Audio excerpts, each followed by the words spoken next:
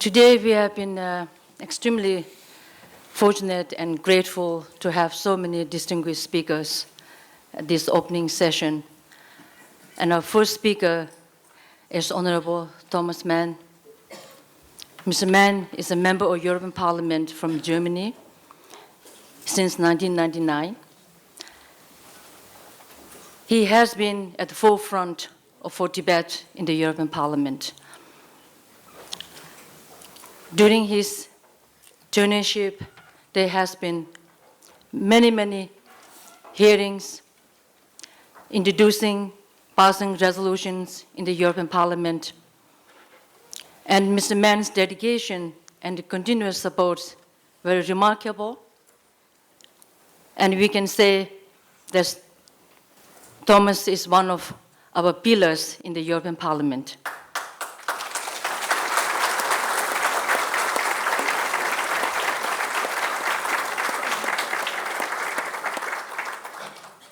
The Tibet Intergroup was in 1980, or set up in 1989. In 2014, it was relabeled as a Tibet Interest Group. But Interest Group continues to be the key partner for Tibetans and Tibet issue in the European Parliament. And I think what makes it special here is that Mr. Mann, his personal compassion, but also the passion for human rights and Tibetan people. In 1999, when I started an international campaign with Tibet in Europe, and Thomas was also setting up his position in the European Parliament, and I do recall that bringing a van full of young Tibetans from all over Europe and bringing to Strasbourg in the European Parliament with Thomas and his staff, and distributing leaflets from the small children from 8 to 13 years, making sure that every delegation who entered the 4 different entrances hear about Tibet. And that was 16 years ago. Thomas, we are very grateful that what you have been doing for Tibetan people.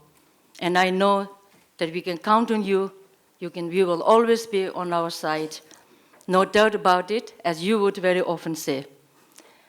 Your interest in Tibetan culture is also very respectable. And I know that you have visited many times to Dharamsala and Tibetan communities, and most recent that you have been as a member of the Tibetan election missions. So I'm sure that you will speak about the report later during this conference. Thank you, Thomas, for being here today, and now I give you the floor.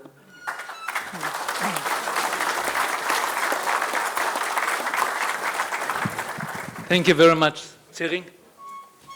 Ladies and gentlemen, distinguished guests, Venerable Holiness the Dalai Lama, Dr. Lobsang Sangha the Sikyong, Kelsang Gyaltsen, Special Envoy of His Holiness, Jan Peumans, Speaker of the Flemish Parliament, dear Matteo Mecacci, President of the International Campaign of Tibet, and of course Richard Gere.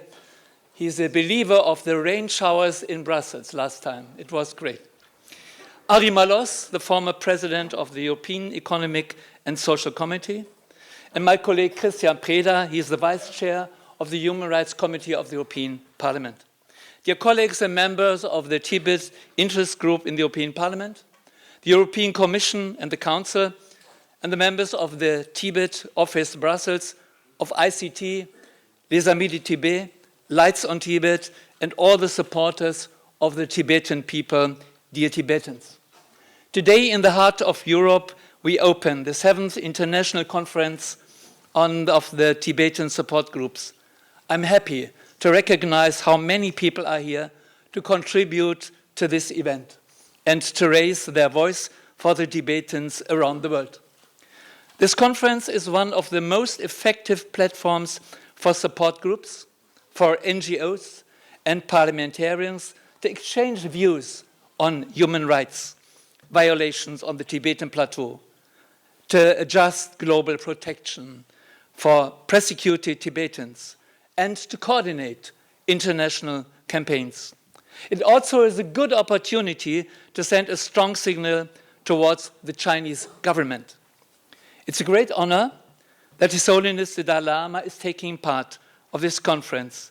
He will also visit Paris and Strasbourg next week.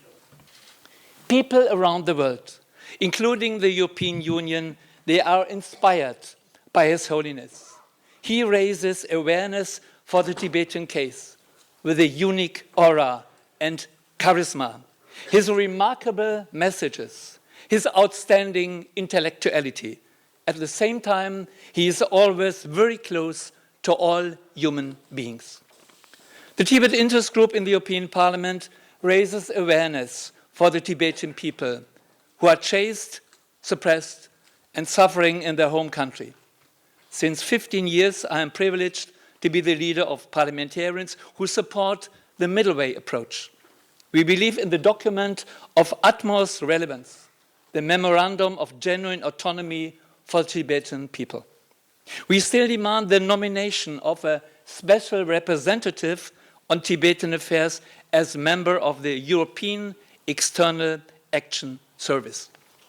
For our regular monthly meetings, we invite high-ranking experts from all over the world, former Tibetan prisoners, monks and nuns and writers, scientists, journalists. They all inform about the political situation, the deficits of human rights, and the unacceptable living conditions. Some of our highlights. In March 2013, our guests were Kirti Rinpoche from the Kirti Monastery in Tibet and high-ranking members of the Tibetan Exile Parliament. In June 2013, a conference on the Tibetan environment issue took place here in Brussels. The topic was denuding, degrading, and depopulation in the Tibetan Plateau. It has been an impact to the world climate with one of the largest glaciers landscape worldwide and the sources of the 6 biggest Asian rivers. By the way, another conference on this topic was organized in November 2015 under the title Environmental Degradation of the Third Pole. In October 2014, we welcomed Lobsang Sangay for our 101st Tibet Intergroup meeting. In June 2015, the Dalai Lama celebrated his 80th birthday. With my colleague Shabat Sogor, we organized an exhibition in the European Parliament, 1 week in Brussels and 1 week in Strasbourg. We called it Ways of Wisdom. In reference to the path of His Holiness, more than 350 visitors joined the event in Brussels. 3 days we had a Buddhist Sant mandala drawn by a Tibetan monk. In December 2015, the European Parliament passed an initiative report on the relationship between European Union and China. We succeeded in integrating several important chapters with a big majority in the European Parliament. The status of the Tibetan Autonomous Region, the re-establishment of the dialogue between China and the Tibetan Parliament in exile, environmental damages and resource exploitation, the suppression of Buddhist religion and the ban of the portrait of His Holiness, and the Chinese terrorist laws which legalizes violations of rights by government forces against so-called potential terrorists and declares self-immolations as an act of terrorism. And of course, the travel restrictions for EU citizens to visit Tibet, a big majority in the European Parliament. In March 2016, like every year, we celebrated the anniversary of the Tibetan Uprising Day. We, as the members of the European Parliament, we participated in a big demonstration and a march from the European Commission to the Chinese embassy in Brussels. It was a strong signal of European solidarity. In March of this year, I was a member of the International Election Observing Mission to Dharamsala. Together with parliamentarians from US, from Canada, some of them are available here, Australia, France and the United Kingdom, as well as the ICT chair, Matteo Mecacci, we spent 1 week in the political capital of the Tibetans. I want to express my gratitude to everyone who took part in this political process and who made it possible that Tibetans all over the world had the opportunity to vote for their representatives. The Tibetans hold their elections democratically, professionally, and with great passion. We visited schools, contacted local NGOs, had severe talks with women and youth organizations and human rights activists. A personal highlight was the private audience for our team with His Holiness. In April, we raised awareness to the case of the missing Panchen Lama. He has been kidnapped since more than 20 years. For his 27th birthday, we published press statements and videos addressing also the Chinese government and demanding his release.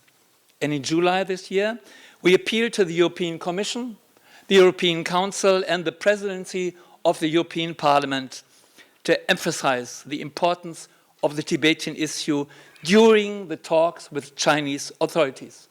And we received positive reactions by the High Representative, Madame Mogherini, and we were assured that the heads of the European institutions frequently mention Tibet towards the Chinese. To summarize, the Tibetans are frequently supported by the European Union and, of course, by the European Parliament. Even against resistance, we do not leave Tibet alone. Your culture, your language, your religion, your identity. So today, we stand again shoulder to shoulder with our Tibetan friends. Tashidile.